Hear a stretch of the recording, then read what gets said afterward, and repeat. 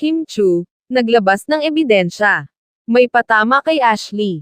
Sa gitna ng isyong pangloloko ni Sian Lim sa kanyang nobyang si Kim Chu, tila naglabas na ang dalawa ng resibo na siyang magpapatunay sa kasalukuyang kalagayan ng kanilang relasyon.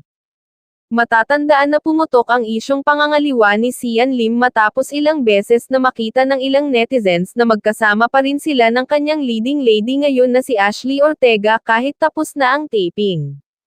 Bagamat nagsalita na sina Ashley Ortega at Sian Lim na wala talagang namamagitan sa kanilang dalawa, marami pa rin sa mga netizens ang naghinalang baka katulad kay Paulo Contis at Yen Santos, ay in denial pa umano sa una. Subalit, nito lamang ay ibinahagi ng aktres na si Kim Chu, ang sweet photo nila ni Sian kung saan makikitang tila wala naman silang problema. Tila ito na ang sagot ni Kim sa mga intriga na nagsasabing on the rocks ang kanilang relasyon. Ibinahagi pa ni Kim ang video kung saan nakasama siya sa birthday dinner ng lola ni Sian.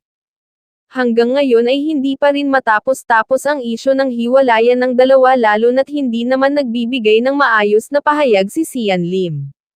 At dinidedma lamang ang mga naglabasang balita. Dahil din dito, naungkat ng mga netizens ang naging cryptic post noon ni Sian Lim habang nakasuot ng shirt na may nakasulat na napapagod na siya. Sa kabilang banda, may mga naniniwala pa rin naman na hindi naghihiwalay ang dalawa, bagkus ay kapwa busy lamang umano ang mga ito sa kani-kanilang mga projects.